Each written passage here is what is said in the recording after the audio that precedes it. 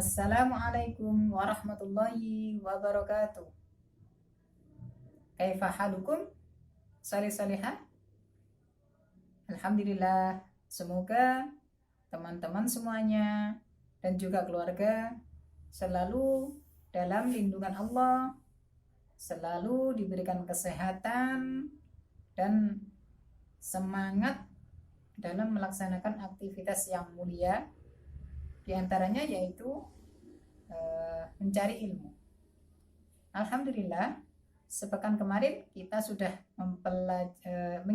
melaksanakan penilaian tengah semester. Mudah-mudahan apa yang kita usahakan semuanya benar-benar mendapatkan hasil yang terbaik.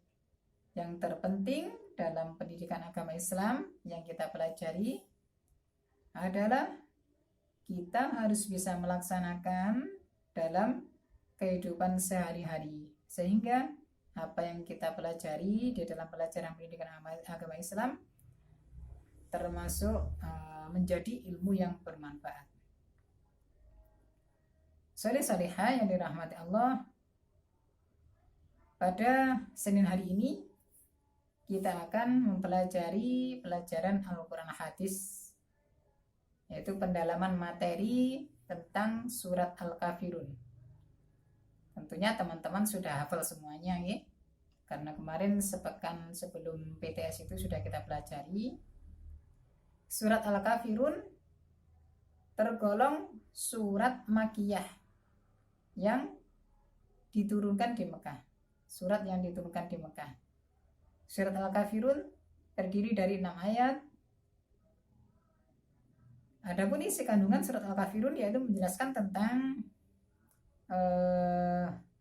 perintah Allah kepada kita agar tidak menyembah apa yang telah disembah oleh orang kafir, yaitu menyembah berhala. Sebagai orang Islam, kita harus tetap menguatkan, mengkokohkan iman kita, yaitu kita harus tetap berusaha apapun yang terjadi, kita harus tetap beriman kepada Allah. Agar keimanan kita semakin kuat, mari teman-teman semuanya mempelajari atau menteladani kisah sahabat Rasulullah, yaitu sahabat Bilal. Sebelum kita menyaksikan kisah sahabat Bilal, mari kita mulai dengan membaca basmalah bersama-sama. Abata. Bismillahirrahmanirrahim. Baik teman-teman, berikut kisah sahabat Bilal bin Rabah yang teguh pendiriannya, apapun yang terjadi, walaupun dirinya disiksa, tetap dia menyembah kepada Allah. Selamat menyaksikan. Bilal bin Rabah merupakan salah satu sahabat Nabi yang dipilih untuk mengumandangkan azan pertama kali dalam sejarah. Bilal dahulunya merupakan budak orang berkulit hitam dari Habsyah, Ethiopia, yang dilahirkan di Makkah sekitar 43 tahun sebelum Hijriah dari pasangan Rabah dan Hamamah. Bilal memeluk agama Islam ketika masih menjadi budak. Ketika dia diketahui memeluk agama Islam, dia terus-menerus disiksa setiap hari oleh sang majikan agar meninggalkan agama Islam.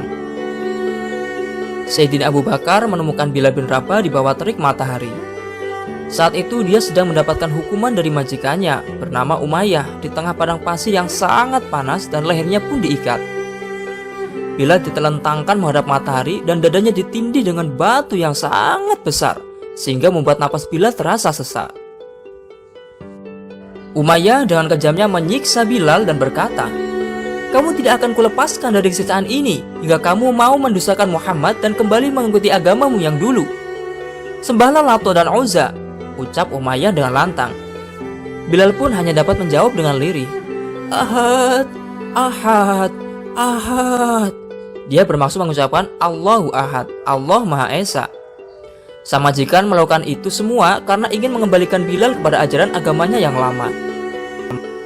Sayyidina Abu Bakar membebaskan Bilal dengan membelinya dari Umayyah. Kemudian Bilal dibawa Abu Bakar menuju ke rumahnya untuk dirawat dan diobati luka-lukanya.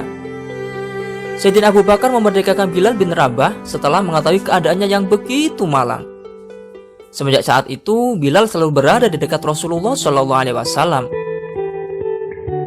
Ia ikut berhijrah bersama Rasulullah dan para sahabat lainnya.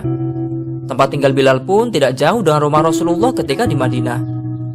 Bilal menjadi ahlu sufah dan tinggal di emperan Masjid Nabawi bersama para sahabat lainnya.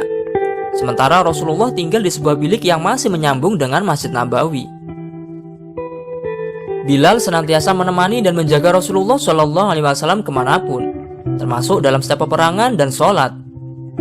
Awalnya untuk mengetahui waktu sholat, umat Islam berkumpul terlebih dahulu untuk menentukan waktu sholat.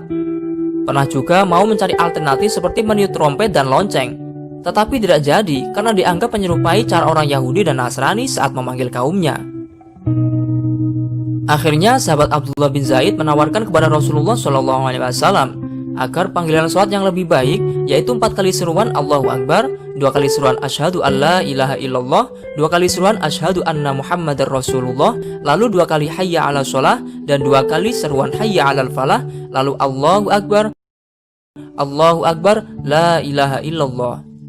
Nabi Muhammad SAW pun menyetujui pendapat Abdullah. Rasulullah SAW mempercayakan Bilal bin Rabah untuk mengemban tugas azan. Sebab Bilal memiliki suara emas yang sangat bagus. Suara Bilal yang lantang, merdu, itu hati siapapun yang mendengarkannya pasti bergetar. Di tempat tinggi dekat bangunan Masjid Nabawi, Bilal bin Rabah mengumandangkan azan pertama kali dalam sejarah Islam. Bilal terus mengumandangkan azan. Namun saat Rasulullah wafat, dia tidak bersedia lagi menjadi muazin. Bismillahirrahmanirrahim. Solih-solihah, tentunya setelah kita melihat kisah sahabat Bilal, tentunya iman kita juga harus semakin kuat, karena barang siapa yang beriman kepada Allah, maka Allah akan memberikan pertolongan kepada kita. Mudah-mudahan apa yang telah kita saksikan dari sahabat Bilal bisa kita teladani dan bisa menguatkan iman kita, sehingga kita bisa melaksanakan ibadah dengan tenang dan sungguh-sungguh karena Allah. Baik teman-teman, Ustadz mohon maaf, mudah-mudahan apa yang telah kita saksikan tadi dan apa yang kita pelajari benar-benar bisa menjadikan ilmu yang bermanfaat, sehingga kita bisa melaksanakan dalam kehidupan sehari-hari. Ustadz mohon maaf. Akhirul kalam. Wassalamualaikum warahmatullahi wabarakatuh.